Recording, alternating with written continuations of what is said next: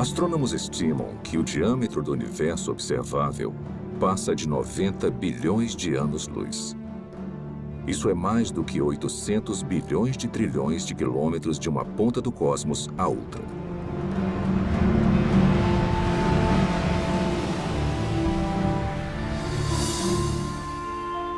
O universo contém pelo menos 170 bilhões de galáxias, com tantas estrelas e planetas que superam em número a quantidade de grãos de areia em todas as praias do mundo.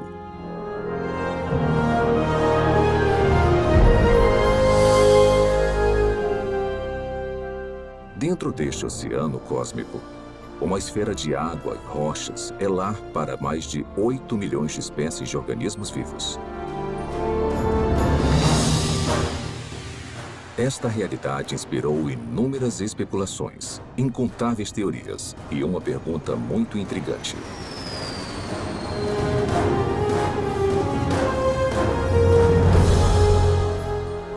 Quais são as chances de a vida ter surgido no terceiro planeta depois de um Sol orbitando em um braço espiral da galáxia Via Láctea? Foi simplesmente um golpe de sorte? Ou haveriam mais aspectos envolvidos além do acaso e das interações aleatórias entre matéria e energia?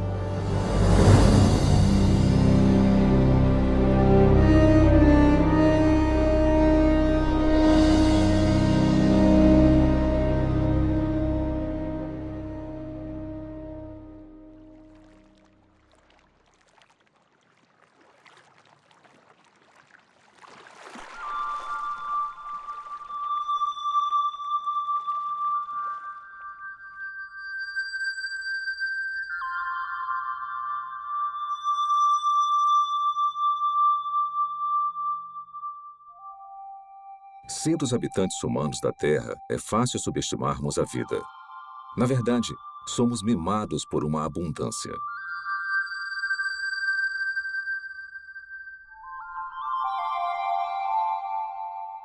O nosso clima e a nossa geografia suportam uma biosfera que pode ser única no universo. E basicamente não há lugares muito quentes, muito frios ou muito isolados para os organismos vivos prosperarem.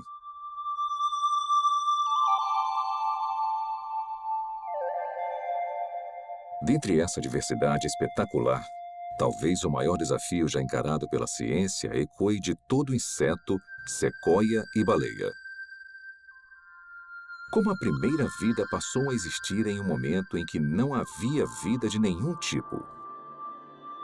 Como surgiu a vida na Terra? Por onde começar? Tem dezenas de teorias. E dá para perceber que tem uma grande diversidade de pontos de vistas, e muitos são mutuamente contraditórios. Para começar a tentar decifrar o mistério, você precisa fazer suposições sobre o que deve ter acontecido num passado distante. Não há provas diretas, porque não tinha ninguém lá para testemunhar o evento. E não tem praticamente nenhum registro fóssil. O que nós nunca observamos, são compostos químicos sem vida, formando uma célula. Então, temos um campo de pesquisa em que a ação importante já aconteceu.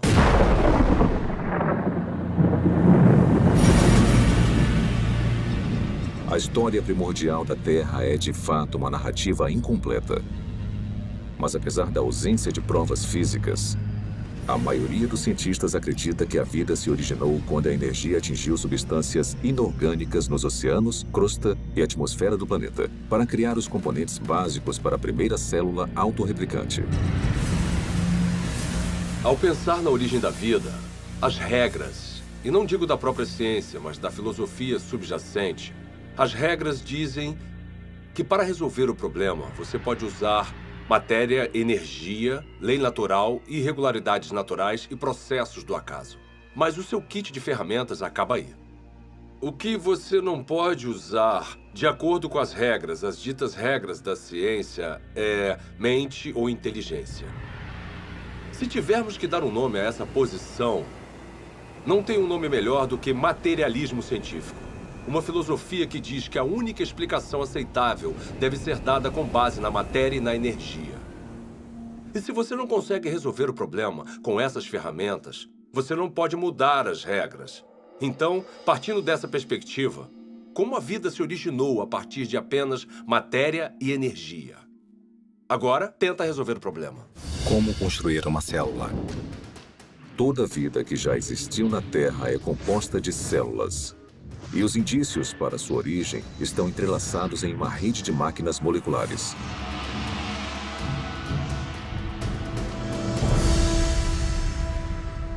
Dentro de uma célula eucarótica moderna, mecanismos biológicos complexos fazem o seu trabalho enquanto estão suspensos em líquido. Não há vida nessas máquinas, mas juntas elas permitem crescimento, movimento, metabolismo e reprodução, as funções vitais da vida.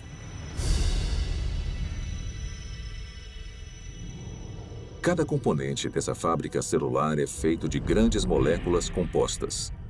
E as mais numerosas são as proteínas. Com funções modernas, as proteínas foram projetadas para desenrolar e copiar informação genética em uma cadeia de DNA. Desencadear reações químicas com formatos encaixáveis. Controlar a passagem de eletrólitos e nutrientes pela membrana celular.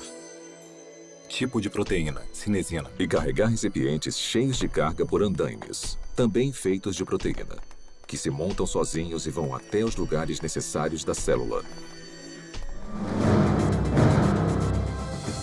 Ampliado 500.000 vezes, um glóbulo vermelho contém 280 milhões de proteínas hemoglobinas, cada uma com a função de carregar oxigênio.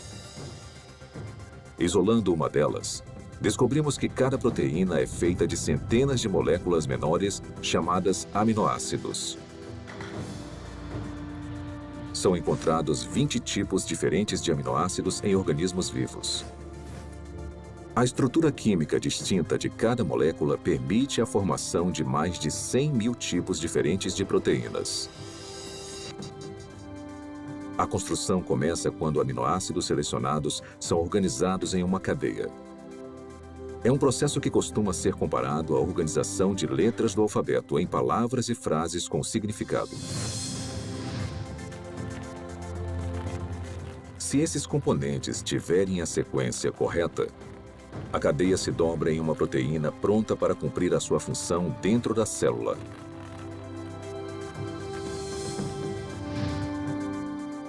Mas se os aminoácidos forem arranjados na ordem errada, a cadeia não vai se dobrar e eventualmente será destruída. A célula viva mais simples contém pelo menos 300 tipos diferentes de proteínas e o mecanismo biológico necessário para crescer, se reproduzir, converter energia, guardar e processar informação genética e proteger os seus conteúdos do mundo externo. Componentes e funções similares também seriam necessários na primeira célula viva. Agora vamos aplicar essa química básica a uma teoria familiar para a origem da vida.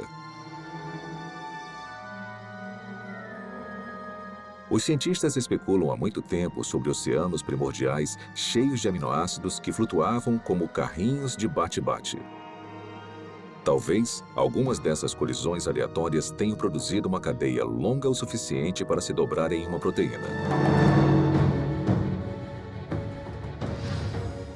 Depois, mais aminoácidos se juntaram a mais cadeias que se dobraram em ainda mais proteínas. Simultaneamente, outras moléculas complexas, incluindo ácidos nucleicos, gorduras e açúcares, também se juntaram para formar componentes essenciais. Então, sem previdência ou direção, a combinação certa de moléculas se juntou de alguma forma nessa sopa química para formar uma membrana que envolvia todas as máquinas específicas necessárias para uma célula autorreplicante. E pronto! Vida a partir de uma matéria não viva. Tudo parece tão plausível. O problema é que, na Terra primitiva, a complexidade interna necessária para sobreviver seria enorme. Porque a vida, como a conhecemos, é caracterizada por máquinas celulares e muitas delas. E se você tirar esse hardware essencial, a célula deixa de existir. Porque chega um momento em que ela não consegue se simplificar mais e ainda existir. Uma simplificação maior seria a morte. Costumamos ouvir críticas como: você não pode projetar a biologia celular moderna no passado. Porque o que quer que tenha sido a primeira célula, ela era mais simples do que o que vemos hoje. Tudo bem, eu posso entender isso como uma premissa. Descreva então a primeira célula. Membrana celular. Para ser a célula viva, você precisa de uma barreira, uma membrana que a proteja do resto do ambiente. Essa membrana precisa permitir seletivamente a passagem de nutrientes específicos e matérias-primas necessários para combustível e energia. Você também vai guardar grandes quantidades de informação genética em cadeias de espiral de DNA. Essas instruções detalhadas para a vida são copiadas com uma precisão notável. Então, em fábricas chamadas ribossomos, essa informação é convertida em cadeias de aminoácidos e proteínas. Replicação celular. Por fim, você vai estar equipado com tudo o que precisa para reproduzir as gerações futuras de células. Essas funções básicas são realizadas por todos os seres vivos.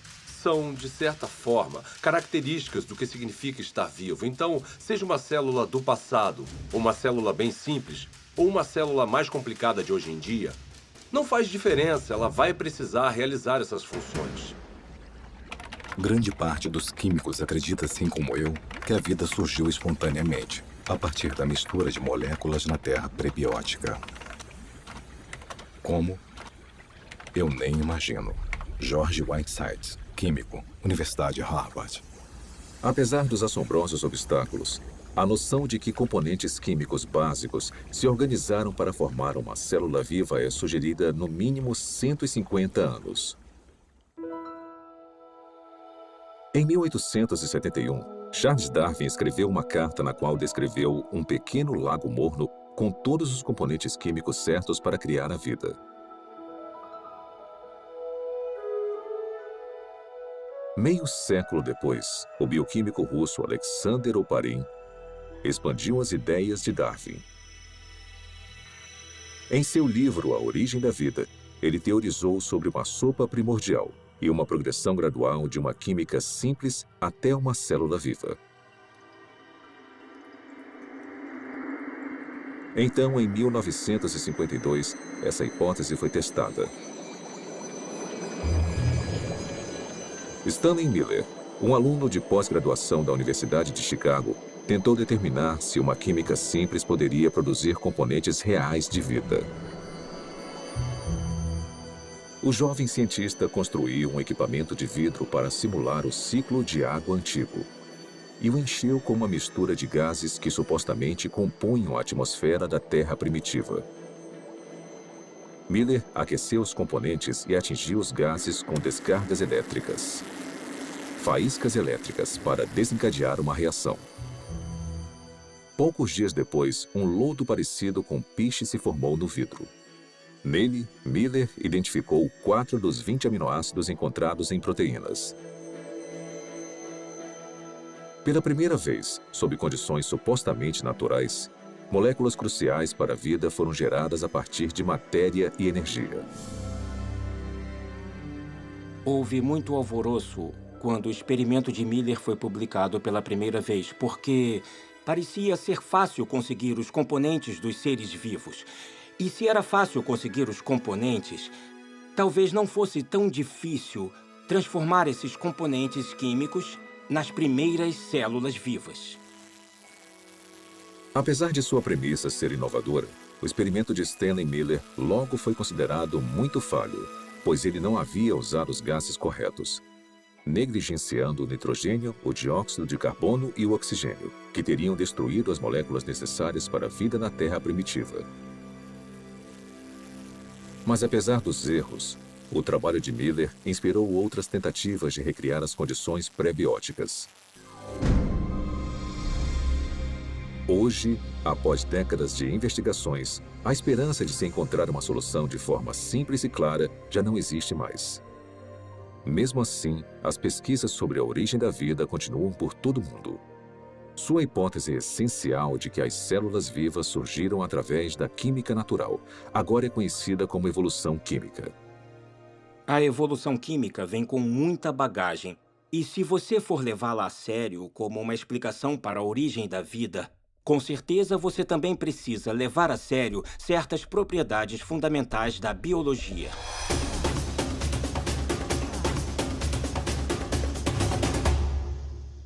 As moléculas envolvidas na vida não têm inteligência, não têm previdência. Elas não têm como saber o que precisam fazer depois para então conseguirem se transformar em química orgânica.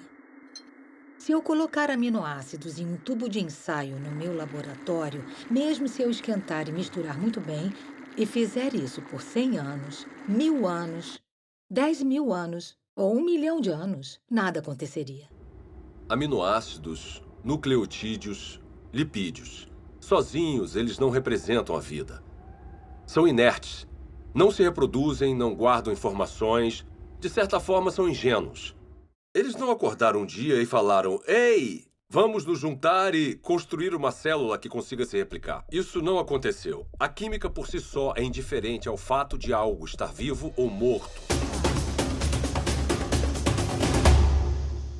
A seleção natural não funciona para criar a primeira célula porque a seleção natural não consegue operar em nada a não ser que tenha alguma forma de herdar e monitorar mudanças e de escolher o melhor sobrevivente para avançar. Para ter alguma seleção, são necessárias células. Então, se você quer explicar a origem das células, você não pode usar a seleção. Porque a seleção exige a existência da mesma coisa que você está tentando explicar. A seleção natural tem que funcionar sobre uma célula que tenha um sistema genético e que seja capaz de se reproduzir. Sem isso, a seleção natural é completamente irrelevante. A auto-organização é a ideia de que os componentes químicos podem se organizar sozinhos de forma a se transformarem em objetos ricos em informações e com um propósito. As moléculas e os átomos podem se auto-organizar em um certo sentido. O sal seria um exemplo. No sal, tem íons de sódio e de cloreto. E eles interagem uns com os outros porque têm cargas positivas e negativas. Então, essa afinidade natural leva à formação de cloreto de sódio, cloreto de sódio, cloreto de sódio, que pode se compactar de uma forma estereotipada para criar um cristal. Os cristais de sal são a mesma coisa, repetida várias e várias vezes. Se um cristal de sal fosse um livro, seria um livro com uma palavra só. Geometrias com repetições regulares como essa não carregam um tipo certo de informação. Informação que você precisaria para criar uma proteína. A sequência que vemos em uma proteína é altamente irregular. Não tem como prever qual vai ser o próximo aminoácido com base nos que já apareceram. Então, a auto-organização que nós observamos no mundo natural é o tipo de processo errado para a construção das estruturas ricas em informações dos seres vivos. Quando você elimina a seleção natural e a auto-organização e percebe que as moléculas não têm a habilidade de pensar ou se programar de forma alguma, o acaso volta à questão. E os cientistas odeiam o acaso como explicação para a origem da vida. Acaso? Por que o acaso é uma opção tão insatisfatória? Talvez porque muitos analistas fizeram as contas e entendem a grande improbabilidade de sucesso.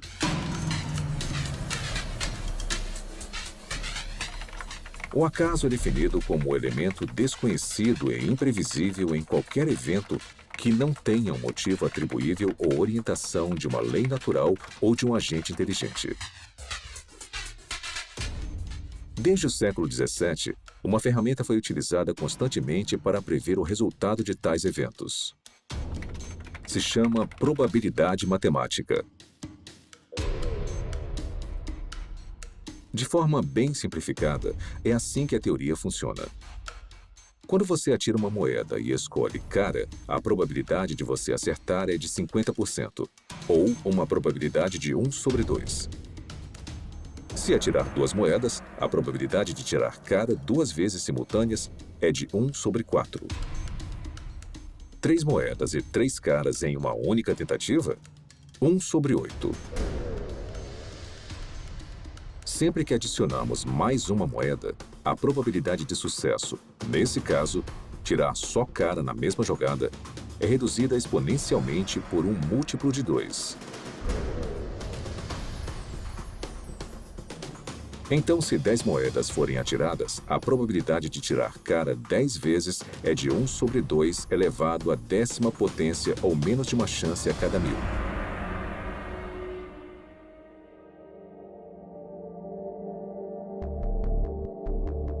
Quando aplicado à origem da vida e à formação aleatória de grandes biomoléculas, a teoria da probabilidade esclarece as limitações do acaso como um agente criativo na Terra primordial. Por exemplo, quais são as chances de uma única proteína se formar exclusivamente através das interações às cegas da química? O nosso alvo é uma molécula menor do que a média, composta de 150 aminoácidos alinhados para garantir uma cadeia dobrada. Os pesquisadores calcularam que, na Terra antiga, a probabilidade de sucesso era de 1 sobre 10 elevado à 164ª potência. Ou seja, uma cadeia de proteína corretamente sequenciada a cada 100 milhões de trilhões de trilhões de trilhões de trilhões de trilhões de trilhões de trilhões de trilhões de trilhões de trilhões de trilhões de trilhões de trilhões de tentativas fracassadas. Mas apesar dessa grande improbabilidade, alguns teóricos argumentam que, com tempo suficiente, qualquer coisa é possível. Está bem? Vamos tentar a validade dessa opinião. Vamos começar estabelecendo um ambiente ideal para a evolução química. Um mundo imaginário que dará ao acaso toda a oportunidade de sucesso. Primeiro, vamos lotar os oceanos de aminoácidos. Ou seja, todos os átomos na Terra, incluindo todo o suprimento de carbono, nitrogênio, oxigênio, hidrogênio e enxofre, estão disponíveis para formar 10 elevado à 41ª potência de conjuntos completos dos 20 tipos de aminoácidos usados na criação de proteínas. Depois vamos alterar as leis da natureza para proteger esses componentes dos raios de luz ultravioleta destruidores e da contaminação química na sopa primordial.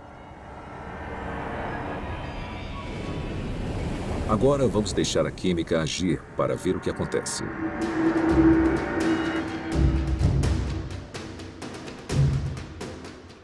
Os aminoácidos começam a se juntar furiosamente. No nosso experimento, uma cadeia inteira com 150 unidades se forma sozinha em apenas 1 segundo. Como os 20 tipos de aminoácidos estão disponíveis, na maioria dos lugares, há uma probabilidade de 5% ou de 1 sobre 20 da molécula correta se alinhar na cadeia.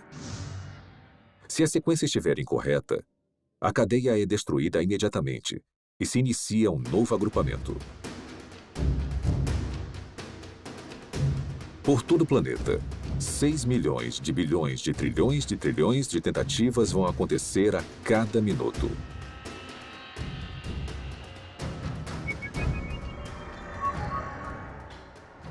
Ou seja, em 4,6 bilhões de anos, a idade mais antiga estimada da Terra, o número de cadeias que não se dobram vai passar de 10 elevado à 58ª potência. É uma quantidade espantosa, mas não chega nem perto de 10 elevado à 164ª potência. Aproximadamente as tentativas necessárias para se criar uma proteína de 150 aminoácidos por acaso. Então, se a química não direcionada não consegue criar a nossa cobiçada molécula durante toda a história da Terra, quanto tempo teria sido necessário? Para descobrir, vamos fazer um passeio. Vamos começar construindo uma ponte que percorra o diâmetro do universo observável. Uma distância de mais de 90 bilhões de anos-luz. Depois, vamos colocar uma ameba em uma extremidade da ponte. Esse organismo unicelular vai viajar a velocidade espontaneamente de 30 centímetros por ano. Começar. Enquanto esperamos uma proteína se formar por acaso, a ameba se arrasta por mais de 5 bilhões de anos para cruzar todo o universo e depois voltar. Mas esta corrida está só começando. A ameba sai de novo. Consegue chegar à outra extremidade do cosmos e depois volta para casa. Mesmo assim, nenhuma proteína funcional está à vista. Para a próxima viagem, vamos incluir uma carga, um único átomo.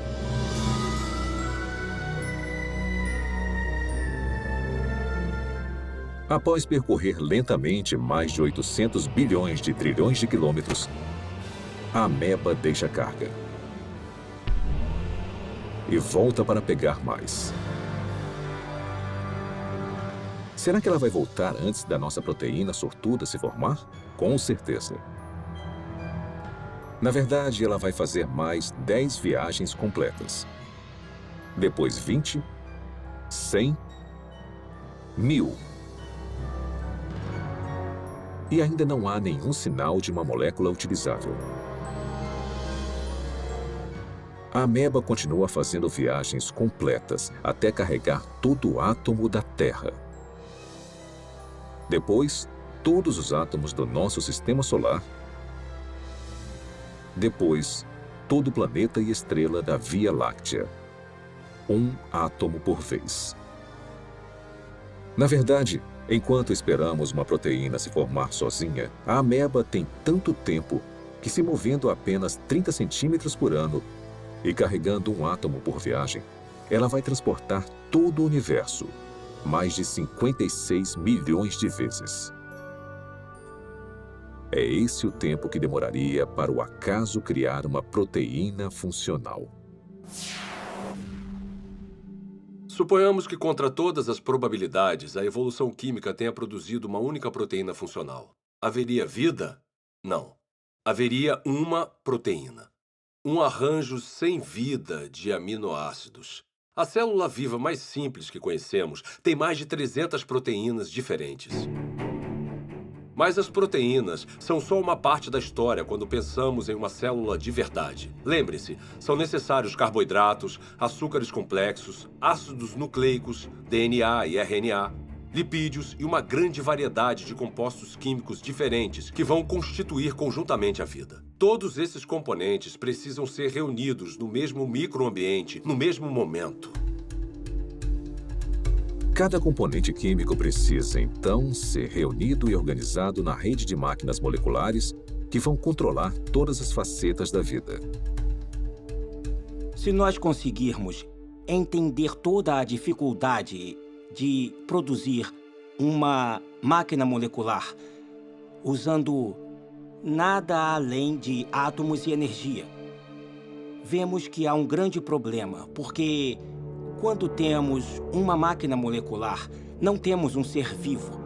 Essas máquinas moleculares precisam de outras máquinas moleculares. E mesmo se a natureza fosse capaz de produzir todas as máquinas moleculares necessárias, não seria o suficiente. Todas elas precisariam estar juntas em um espaço pequeno envolvido por uma membrana que chamamos de célula. Pelo meu conhecimento do que é necessário para se criar uma célula, tudo tem que acontecer na mesma hora. Não pode acontecer uma parte por vez, porque tudo trabalha junto em um loop causal. O mais alto nível de organização transcende as partes. A organização espacial na célula exige que as moléculas estejam no lugar certo na hora certa. O DNA é copiado para o RNA. A polimerase que faz a cópia precisa encontrar o lugar certo no DNA para começar a copiar. O RNA precisa se ligar de alguma forma aos ribossomos, que precisam estar em um lugar específico, e então as proteínas criadas precisam ir a um outro lugar específico. Isto é muita coisa para ser explicada pelo acaso. A probabilidade de eles estarem no mesmo espaço ao mesmo tempo se torna mais do que inimaginável. E a probabilidade deles estarem cercados por uma membrana, assim como uma célula,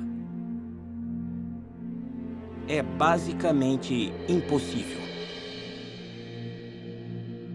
Tirando o acaso da questão, a busca por uma explicação materialista viável seguiu em várias direções. As teorias incluem superfícies de argila com rachaduras, para onde as moléculas orgânicas poderiam ser atraídas e alinhadas em cadeias de ácidos nucleicos e aminoácidos. Fontes hidrotermais no fundo do mar, que expeliam componentes químicos de caldeirões subaquáticos aquecidos a centenas de graus. E oceanos primordiais cheios de RNA. Uma molécula versátil, capaz de armazenar e replicar informação genética, teoricamente sem a ajuda do DNA ou de proteínas. Propostas como essas causaram um interesse considerável. Mesmo assim, todas encaram o mesmo obstáculo que derrubou o acaso: a transformação de componentes sem vida nas biomoléculas complexas da vida. Esse problema fica evidente na hipótese do mundo de RNA. O mundo de RNA é a ideia de que é possível juntar nucleotídeos suficientes para criar uma cadeia longo o suficiente para se autocopiar e, depois de se copiar, fazer a mesma coisa novamente. Os pesquisadores da origem da vida supõem que a primeira vida era composta de nada além de RNA e podia, de alguma forma, criar um mundo mais complexo, onde há proteína e DNA. Ninguém sabe como isso aconteceria. Desde a apresentação do mundo de RNA, a aceitação da teoria aumentou, apesar das várias limitações, inclusive a durabilidade da molécula. Se você apenas olhar para uma molécula de RNA, ela parece se desintegrar. Trabalhar com RNA é extremamente difícil, porque ele é muito delicado. Ele foi criado para ser um depósito temporário de informação. E, em consequência da sua delicadeza, é muito improvável que ele seja útil como algum tipo de ponto de partida para a existência da vida. Então, o RNA não pode preceder a primeira célula porque precisa estar dentro de um ambiente celular para ficar estável, para ser copiado e para ser útil. Hoje em dia, moléculas de RNA são criadas em condições de laboratório. Para muitos bioquímicos, essas cadeias sintéticas de ácidos nucleicos são pelo menos uma confirmação parcial de que a evolução química criou a vida na Terra primordial. Para criar RNA no laboratório, você precisa limpar as superfícies, limpar as pipetas, usar luvas especiais e deixá-lo coberto. E depois torcer para não haver contaminação, porque se houver, o RNA já era. Depois, você precisa resolver o problema do sequenciamento. Então, você precisa de cientistas trabalhando duro para sequenciar o RNA, tentar combinações diferentes e encontrar uma que possa se copiar. Depois, você precisa ter uma cadeia complicada de RNA, que consiga funcionar como a herança e como a enzima no sistema. E as maiores mentes do mundo estão trabalhando nisso, mas ainda não conseguiram resolver o problema. Refletindo sobre a origem da vida e as implicações do RNA sintético, o químico Robert Shapiro observou: a falha nesse tipo de pesquisa não é a química. A falha é a lógica de que o controle experimental de um laboratório moderno estaria disponível na Terra primordial.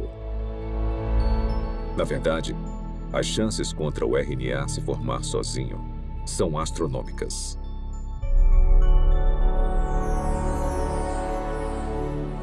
Criar RNA em um laboratório exige muita inteligência e premeditação, e planejamento e execução cuidadosos. Então, conseguir a sequência certa, sem consciência, sem intenção, não vai acontecer. A probabilidade da evolução química é ainda mais enfraquecida pela composição da sopa primordial. Se a sopa primordial tiver existido, ela teria sido um grande caos quimicamente. Há vários tipos de reações cruzadas opostas que teriam acontecido na Terra primordial e que interfeririam com a química que você deseja. Ou seja, moléculas que não são utilizadas pelos seres vivos e que são prejudiciais aos seres vivos. As condições na Terra primordial eram hostis à vida, eram hostis à formação dos tipos de ligações necessárias para criar moléculas biológicas. E foi aí que surgiu um grande problema. Porque a água quebra as ligações que prendem as proteínas. A água quebra as ligações que prendem os ácidos nucleicos, como o DNA. A água quebra as ligações que prendem polissacarídeos, como o amido e celulose. Então, a origem da vida não pode ter acontecido na água.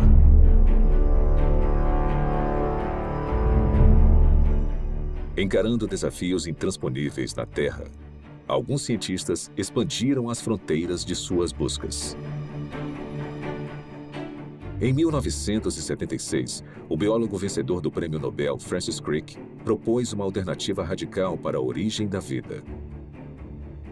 Crick sugeriu que o nosso planeta foi semeado com organismos microscópicos, que foram transportados de outra parte do universo, por uma civilização alienígena.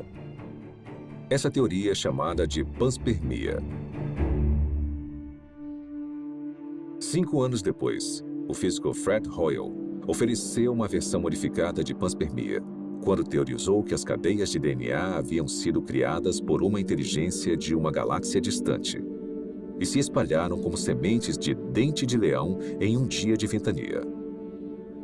Parte desse material genético chegou na Terra. Outra versão da teoria, popularizada pela Rocha de Marte, um meteorito descoberto na Antártida, afirma que micróbios evoluíram em outro lugar da galáxia e vieram até a Terra, em cometas e asteroides. De alguma forma, podemos falar que a panspermia é um abandono da ciência, porque ela coloca o problema além da examinação. Se a ciência nos diz que a vida provavelmente não começou a existir por conta própria aqui na Terra, então deve ter vindo de outro lugar. Mesmo que pareça um filme de terror ruim dos anos 1950, veio do espaço sideral. Se eu não consigo explicar a vida no planeta Terra, porque, digamos, a atmosfera necessária é geologicamente implausível ou porque eu não consigo a quantidade suficiente de moléculas biologicamente relevantes, esses problemas vão existir em qualquer outro planeta onde postularmos que a vida se originou. Não podemos apagar esses problemas mudando de lugar para outra parte da galáxia. Resumindo, a panspermia não resolve o problema da origem da vida, só o joga para outro local. As falhas da panspermia levaram alguns pesquisadores a uma teoria que vai além da astronomia convencional: o multiverso. De acordo com essa hipótese, o nosso universo não é único. Em vez disso, bilhões ou trilhões de universos foram gerados por um processo natural desconhecido. E conforme as oportunidades aumentaram exponencialmente, as chances impossíveis se tornaram prováveis. Até que, inevitavelmente, com o tempo, a combinação certa de matérias-primas, ambiente, leis da natureza e uma grande dose de sorte produziram as moléculas e máquinas biológicas necessárias para a primeira célula viva. Em outras palavras, em um vasto e teórico oceano de universos, alguém tinha que ganhar a loteria cósmica, e fomos nós. Quando eu leio algum livro sobre a origem da vida que considera alguma proposta para a formação, como digamos, de RNA ou proteínas, e até o autor admite que é quimicamente implausível, eu me pergunto como ele se meteu nesse pepino. Propor um caminho implausível para uma coisa que, para o mundo todo, parece ser planejada. Será que o materialismo científico é provavelmente falso? Ele se meteu nisso porque uma filosofia disse a ele. É a única resposta aceitável. E nesse impasse, eu quero falar ao autor, olha, você sabe que é implausível, eu sei que é implausível. O motivo de ter chegado até aqui, parado na beira desse penhasco que cai na implausibilidade, é porque bem lá atrás, você decidiu que só uma explicação materialista faria sentido. Quantas explicações diferentes e fracassadas dentro da caixa materialista nós precisamos ter antes de decidir que talvez precisemos sair agora dessa caixa. Talvez precisemos de outro tipo de explicação. Quando analisamos as várias teorias científicas, teorias da física, teorias da química, teorias sobre a formação de estrelas, essas teorias são sobre o mundo lá fora. Mas quando falamos sobre a origem da vida, estamos falando de uma teoria que nos envolve. O lugar de onde viemos, nossas origens definitivas, nossas visões de mundo, nossas filosofias, nossa ciência, tudo está ligado. E isso separa a pergunta sobre a origem da vida de todas as outras perguntas na ciência. A ciência natural não está desconectada de tudo o que sabemos ou acreditamos sobre o mundo. Então, uma pergunta limitada e aparentemente técnica, como o RNA surgiu, pode acabar se ligando no tecido da realidade a uma pergunta muito diferente, como: será que Deus existe? Deus é possível? É possível que Deus seja real? Se a vida, com toda a sua riqueza, não surgiu através de um processo estritamente físico ou natural, precisamos ter indícios disso. E eu acho que a origem da vida é o ponto central em que muita coisa acaba mudando. Eu olho para a natureza como um ser humano curioso e me pergunto, na minha visão, quais são os indicadores normais de inteligência? Eu os vejo na vida? E a resposta é, sim, em abundância. O que vemos nos sistemas biológicos é maravilhoso, é lindo, é elegante e quanto mais aprendemos sobre biologia, mais óbvio é o design. Quando eu comecei a me envolver com o design inteligente, tinha gente postando coisas na internet e falando: eu me formei no MIT e fui para a Universidade de Washington e pós-doutorado em Harvard. E elas falavam coisas como: ela era inteligente. O que aconteceu?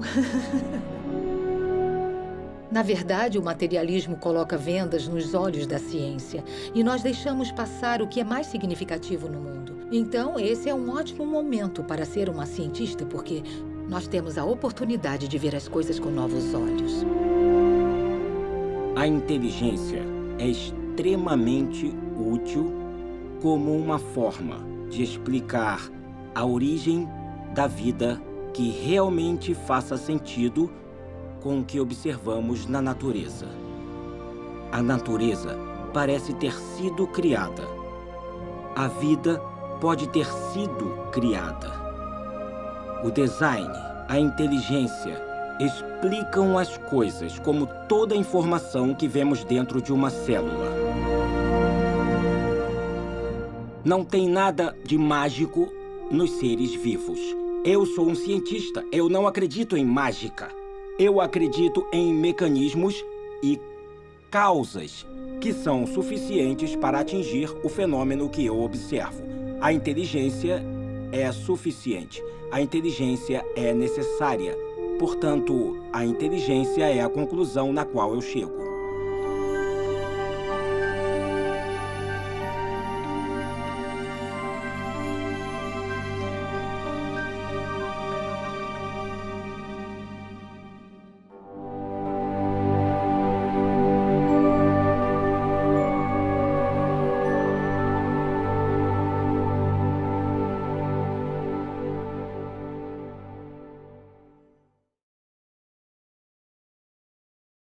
Espero que tenham gostado de A Origem. Foi animador fazer parte de um projeto que chega ao cerne das grandes perguntas que influenciam profundamente a nossa visão de mundo de várias formas.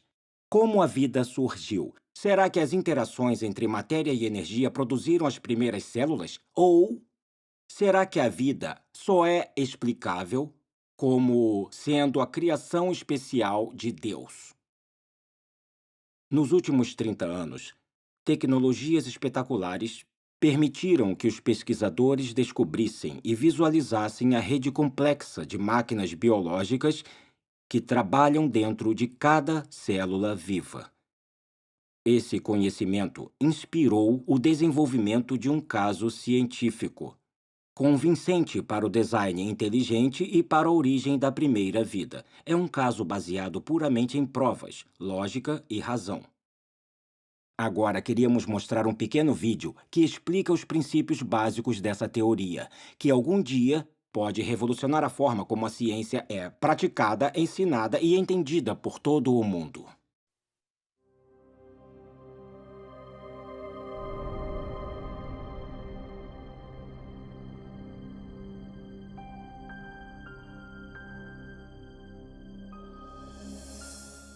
Quando eu vejo máquinas moleculares ou o processo incrivelmente complexo pelo qual as células se dividem, eu quero perguntar, é possível que essas coisas tivessem uma inteligência por trás, que tivesse um plano ou propósito para essa estrutura? A ciência precisa ser uma busca pela verdade sobre o mundo. Não devíamos pré-julgar o que pode ser verdade. Não devíamos dizer, eu não gosto dessa explicação, então vou deixar de lado. Em vez disso, quando encontramos um mistério na natureza, precisamos pensar em toda a causa possível que possa explicar esse mistério. Um dos problemas que eu tenho com a teoria evolucionista é que ela descarta forçadamente um tipo de causa antes mesmo que as evidências mostrem alguma coisa. E a causa descartada é a inteligência. Desde o final do século XIX, desde a época de Darwin, na verdade parcialmente devido ao que Darwin escreveu em A Origem das Espécies, os cientistas passaram a aceitar uma convenção, uma definição de ciência que excluía a possibilidade do design como uma explicação científica. E essa convenção tem um nome, se chama naturalismo metodológico. Isso significa que para ser científico, você precisa se limitar às explicações que envolvem apenas causas naturais. Você não pode definir a inteligência como uma causa. Mesmo assim, curiosamente, nós sempre tiramos conclusões relacionadas à inteligência. É parte do nosso raciocínio comum reconhecer os efeitos da inteligência. Considerem, por exemplo, essas mensagens hieroglíficas entalhadas nas ruínas de monumentos egípcios. Ninguém atribuiria os formatos e arranjos desses símbolos a causas naturais, como tempestades de areia ou erosão. Em vez disso, as reconhecemos como o trabalho de escribas antigos, agentes humanos com inteligência. O mesmo raciocínio nos leva a concluir que as misteriosas estátuas de pedra na costa da Ilha de Páscoa não foram formadas pelas ações do vento e da água por grandes períodos de tempo. Também não supomos que as plantas podem ter esses formatos familiares sem algum tipo de interferência inteligente. É claro que fazemos essas inferências o tempo todo.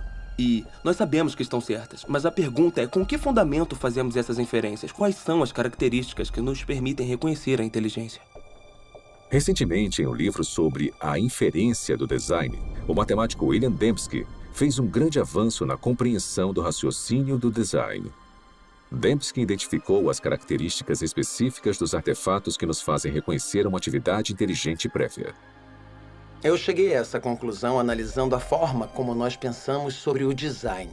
Quais são os passos lógicos que nós percorremos para chegar à conclusão de design. Então, o que eu tento fazer é estabelecer critérios confiáveis, empíricos e cientificamente rigorosos para decidir se alguma coisa foi de fato projetada. Eu analisei a lógica por trás e o que eu descobri foi que são necessários improbabilidades, especificação e o tipo certo de padrão, padrões objetivos. De acordo com Dembski, seres humanos detectam corretamente a atividade da inteligência quando observam um objeto ou evento altamente improvável, que também tem um padrão reconhecível. Um padrão desses é encontrado em Black Hills, na Dakota do Sul. Se você viajar ao oeste, vai ver vários formatos diferentes nas montanhas. A maioria não significa nada, são apenas rochas espalhadas em vários padrões. Mas o que você não vê são os rostos de Lincoln, Jefferson, Ted Roosevelt e George Washington nas montanhas. O único lugar onde você vê isso é na Dakota do Sul. E isso está lá porque um escultor excêntrico decidiu que queria honrar esses presidentes e passar grande parte da vida esculpindo os rostos deles em uma montanha. Esse padrão é improvável. Uma encosta aleatória também é improvável, mas uma encosta aleatória não especifica nada. Mas nós sabemos que tinham 4 caras que foram presidentes dos Estados Unidos com um padrão específico nos rostos. E esses padrões na encosta da Dakota do Sul combinam com esses rostos familiares. Se eu olhar e ver os rostos, eu vou reconhecer imediatamente que são os rostos dos 4 presidentes, que são conhecidos a partir das cédulas, de imagens na Galeria Nacional ou de pinturas em livros. Então eu percebo que ao ver o Monte Rushmore, que não é apenas uma configuração de rochas altamente improvável, mas uma que combina com certos padrões independentes que indicam seguramente que tem inteligência envolvida ali. Temos então uma pequena probabilidade, especificação e design.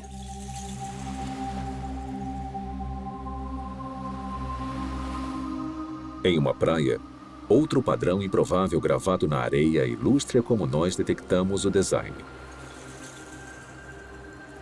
Ninguém inferiria que essa mensagem foi escrita pelo movimento das ondas. Em vez disso, devido às características desse padrão, nós identificamos as palavras como produtos da inteligência. Esse arranjo improvável também está de acordo com um certo padrão independente. Ou seja, o formato das letras que nós reconhecemos do alfabeto latino e as palavras que nós conhecemos do nosso vocabulário. Então, a improbabilidade do arranjo, mais o fato dele estar de acordo com um certo padrão independente, é o que nos faz saber que é um design.